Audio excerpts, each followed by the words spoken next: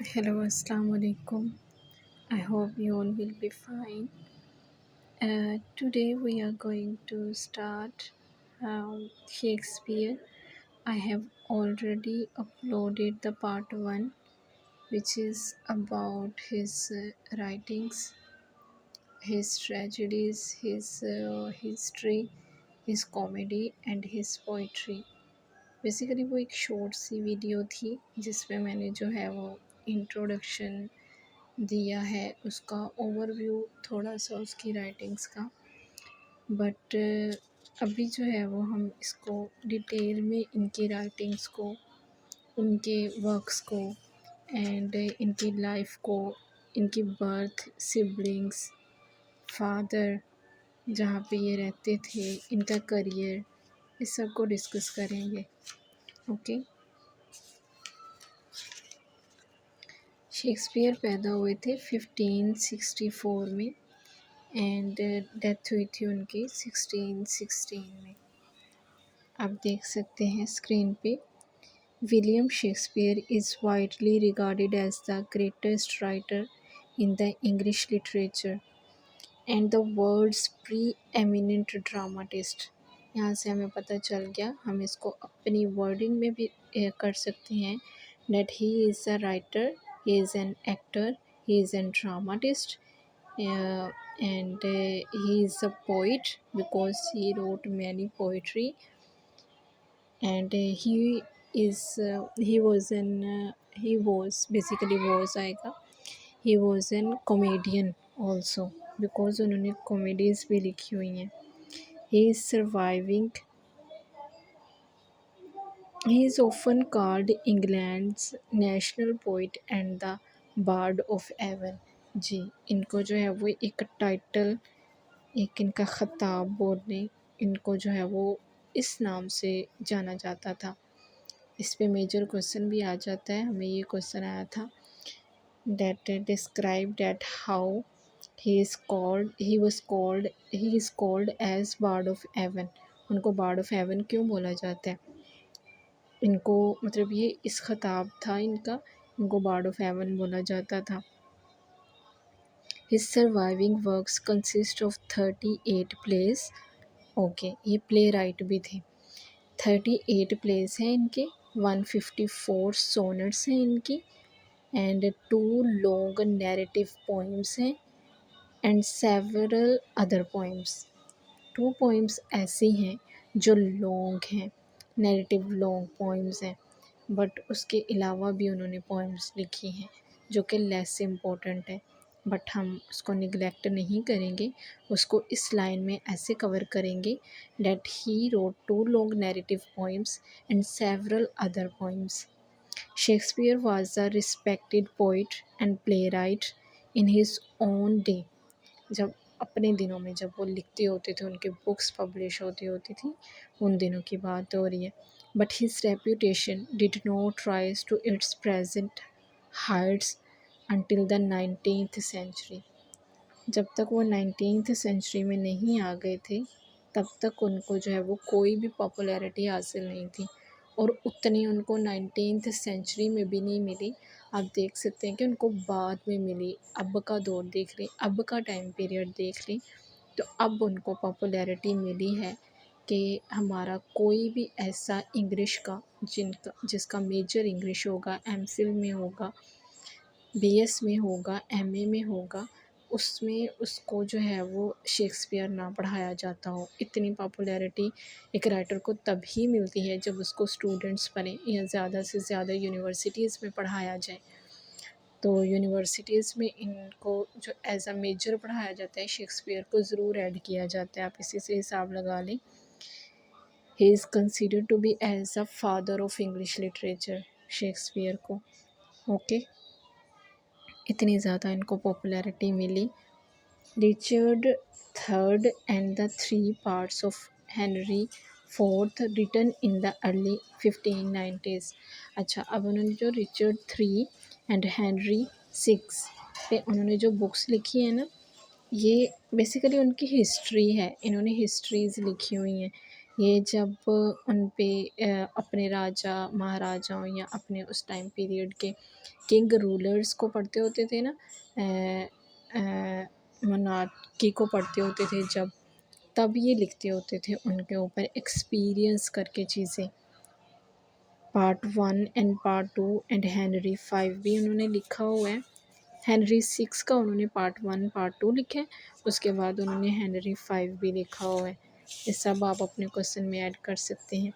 William Shakespeare was born on April 22 और 23, मतलब कि ये जाना जाता है कि शायद वो 22 को पैदा हुए थे, शायद वो 23 को पैदा हुए थे। 1564 at Stratford upon Avon, about 100 miles northwest of London, the son of Mary Arden and John Shakespeare. उनके बाबा का नाम भी शेक्सपियर था, बट विद द प्लस जो था उनका जॉन शेक्सपियर था। William was the third child and first born son of John Shakespeare and Mary Shakespeare, means that उनके दो बहनें थी, ये पहले बेटे थे बट तीसरे नंबर पे आते थे। Of Shakespeare's seven siblings, only Judith and four of his brothers survived to adulthood. इनके बहन भाइयों में से बस यही चार थे जो ज़िंदा रहे थे, बाकी उनकी डेथ हो गई थी। उन दिनों में डेथ ज़्यादा जो बच्चे थे वो सर्वाइव नहीं करते थे, बिकॉज़ इतना इलाज नहीं होता था, इतनी क्योर नहीं होती थी, इतनी मेडिकल फैसिलिटीज़ नहीं होती थी। अगर किसी को कोई बीमारी हो जाती थी, डिज़ीज़ हो जाती थी, तो उसकी डेथ हो जाती थी ड्यू टू ताउन की बीमारी भी, जिस तरह से कोविड-19 आया था तब भी ये सब कुछ बहुत आम था, तो बीमारी की वजह से डेथ हो जाती होती थी। His father was a manufacturer and seller of leather, leather का काम करते होते थे इनके बाबा। Goods like purses, belts and gloves and a dealer in agricultural commodities.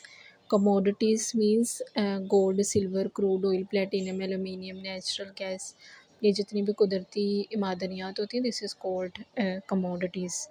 Just like barley, timber and wool etcetera. Wool, cotton, ठीक है, ये सीड, ये सारी कमोडिटीज़ होती हैं। And some people say that he was also a butcher, कि वो गोश्त भी देने वाले थे, वो क्या कहते हैं, कसाई भी थे। William Shakespeare had his early education from a tutor. Although no attendance records for the period survive, most biographers agree that Shakespeare was educated at Stratford Grammar School. किसी को लगता है कि वो घर में ही पढ़े थे और किसी को लगता है कि उन्होंने प्रॉपर स्कूलिंग ली है। In 1553, due to a charter by King Edward VI, the school became known as the King's New School of Stratford upon Avon.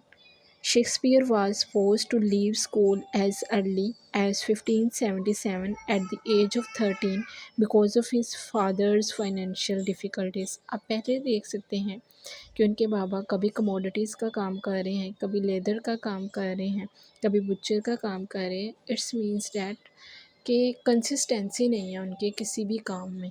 और हो सकता है हमें ये थीम जाके उनके वर्क्स में भी नज़र आए, बिकॉज़ जो उन्होंने फेस किया होता है वो अपने वर्क्स में भी पोर्ट्रे करते हैं। उनके बाबा के काम में कंसिस्टेंसी नहीं है, क्योंकि तब टाइम में इतने वसाइल नहीं होते होंगे एक जॉब को या एक काम को ज़्यादा टाइम तक लेके चलना। एक काम अगर उनका फ़ेल होता था तो वो दूसरे की तरफ जाते होंगे।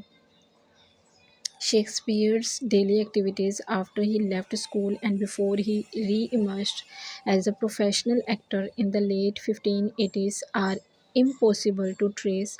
Some people, वो कह रहा है कि impossible है ट्रेस करना, कि वो एक 13-year-old boy जिसको फाइनेंशियल क्राइसिस की वजह से अपना स्कूल छोड़ना पड़ा, तो कैसे वो इतनी हाई पर्सनैलिटी निकल सकता है, कैसे वो इतने वर्क्स प्रोड्यूस कर सकते हैं, and how he become a actor, how he become a writer, a play right. वो मतलब इस चीज़ पे जो है वो थोड़ी सी कह रहे हैं कि how we trace, it's impossible to trace.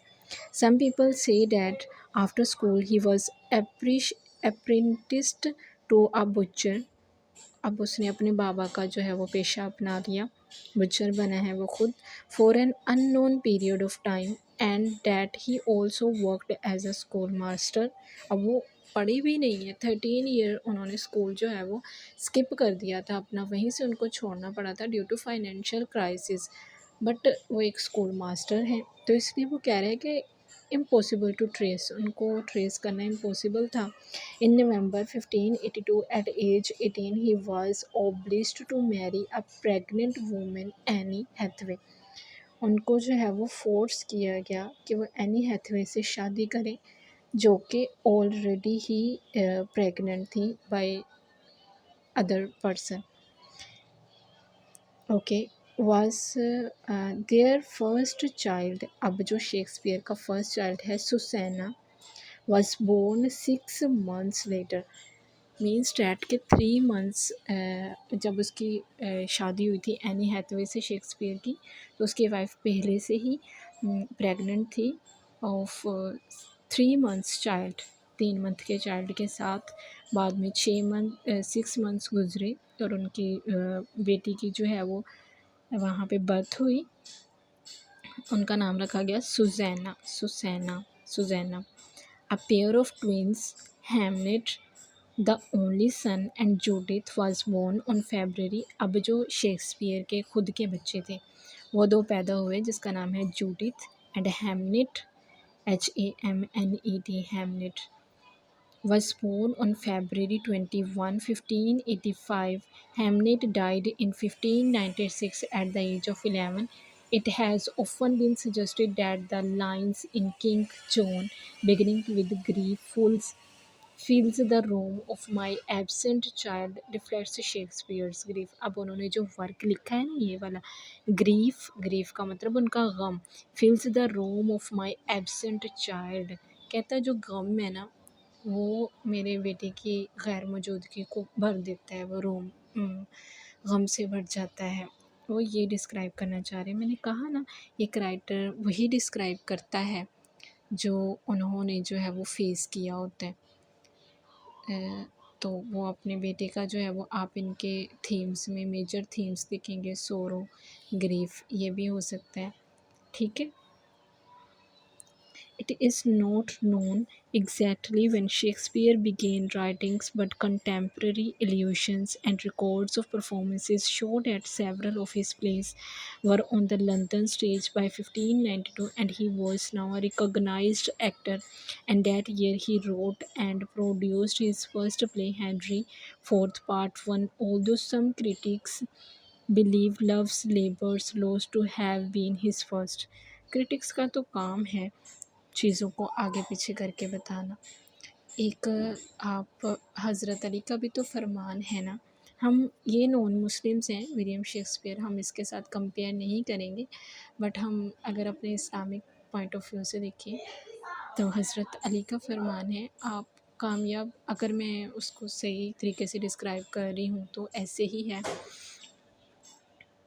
कि आप उस वक्त मुनाफिक नहीं होंगे जब तक आपके जो हैं वो पीछे मुखालिफ नहीं होंगे।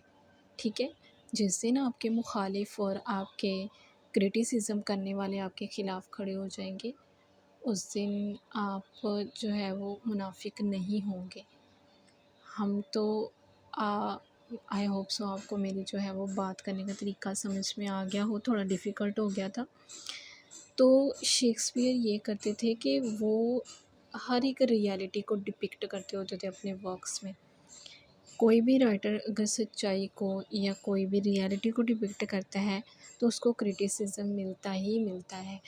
तो शेक्सपियर का भी ये था, जब उनके मेजर वर्क्स जो थे वो पॉपुलर होने शुरू हो गए, वर्किंग उन्होंने अच्छे से करनी शुरू कर दी, तो उनको क्रिटिसिज्म फेस करना पड़ा। इवन दैट हर एक राइटर को ही करना पड़ता है, कोई भी राइटर इतना नहीं होता कि वो हर एक की उम्मीदों पे पूरा उतर सके। In 1594, Shakespeare became the principal shareholder of an acting company। उन्होंने मैकबथ लिखा। There were also rumors that Macbeth was nothing but an insidious form of propaganda for the king।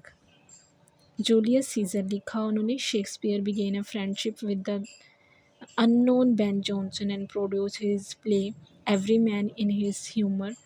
Okay, ये बहुत इंपॉर्टेंट उनका वर्क है, every man in his humour.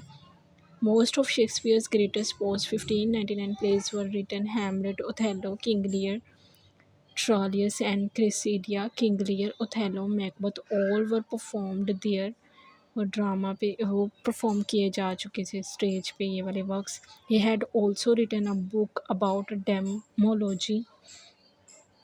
In August 1596, his son Hamlet died, and early the next year he bought a home। Okay, Hamnet की death हो चुकी थी, हमने देखा था हेमनेट बीमार था। New place in the centre of Stratford. His relative prosperity is shown by his purchase of more than 100 acres of farmland in 1602। Shakespeare's daughter Susanna married a physician। अब सुज़ैना बड़ी हो चुकी है, उनकी शादी हो चुकी है फिजिशियन के साथ, जॉन हॉल जिसका नाम है। In 1607 and Judith married Thomas Quiney a vintner 2 months before Shakespeare's death. अब जूडिथ ने भी शादी कर ली है, बात पे गौर करने वाली है। 2 months before Shakespeare's death, Shakespeare की डेथ से 2 महीने पहले ही उसकी पहली वाइफ ने शादी कर ली थी। After 1606-1607, Shakespeare wrote fewer plays. About 1610, Shakespeare returned to his birthplace, where he had a house called New Palace. His surviving works, including some collaboration, consist of 38 plays, 154 sonnets, 2 long narrative poems, and several other poems. Shakespeare produced most of his unknown work between 1589 and 1613। His early plays were mainly comedies and historians genres पर पढ़ते हैं कुछ लोग genres पढ़ते हैं। Basically the true word is genres। He raised to the peak of sophistication and artist by the end of the 16th century। He then wrote mainly tragedies until about 1608, including Hamlet, King Lear, and Macbeth, considered some of the finest works in the England language। In his last phase, he wrote tragi-comedies। अच्छा जी, अब ट्रेजाई comedy क्या होता है? ट्रेजाई comedy मिलके 2 word से बना है। ट्रेजाई means tragedy, something which is related to sorrows and grief, and comedy something which is related to laugh and funny things, also known as romance, and collaborated with the other playwrights. Many of his plays were published in editions of varying quality and accuracy during his lifetime. Some of Shakespeare's plays were published in quarto editions from 1594.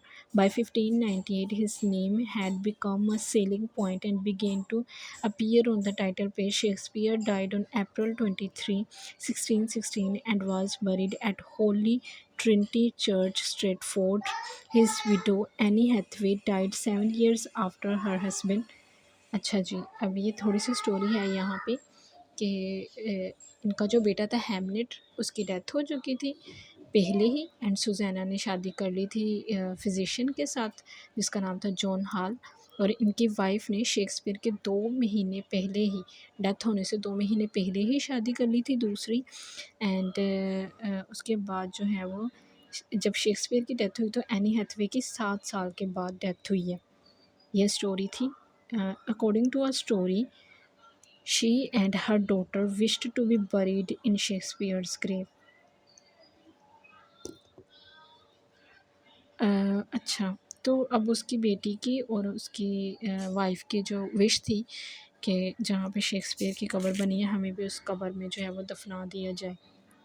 मुझे बात समझ में नहीं आई, but हम इसको search करेंगे, next पढ़ेंगे तो इसको ज़रूर डिस्कस करेंगे, ठीक है। Rumors arise from time to time that he did not write his plays, but the real author was Christopher Marlowe। Okay, ये rumors थी कि that Shakespeare is a Christopher Marlowe and Christopher Marlowe is a Shakespeare, but writers अभी तक जो हम writings देख रहे हैं वो दोनों के थीम सेम है, दोनों की बर्थ एंड डेथ की भी टाइम स्पैन बिल्कुल थोड़ा सा सेम है, तो इसलिए लोग कहते हैं कि ये दोनों एक ही आदमी थे। बट ऐसा नहीं है, हम दोनों को अलग अलग पढ़ते हैं इंग्लिश लिटरेचर में। क्रिस्टोफर मार्लो एक अपने आप में बहुत बड़े राइटर हैं एंड शेक्सपियर बहुत बड़े राइटर हैं।